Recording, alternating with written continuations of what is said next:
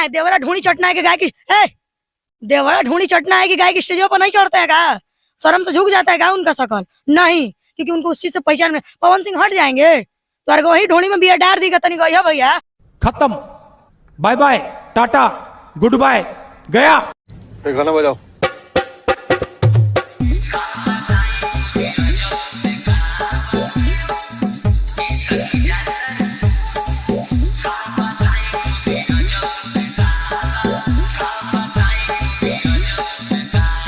अरविंद जी कारी साथ होते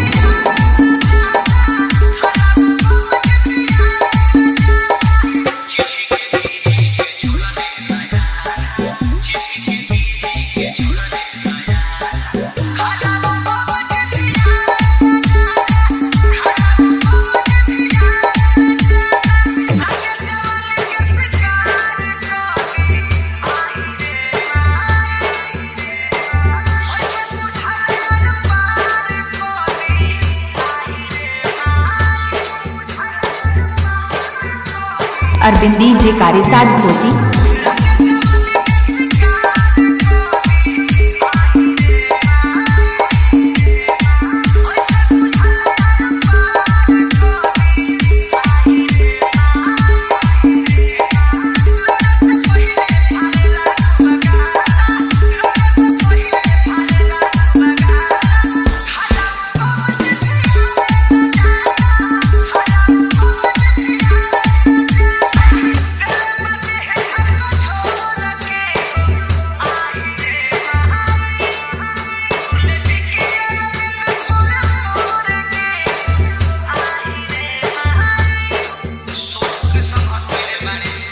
अरविंद जी कारी साथ होती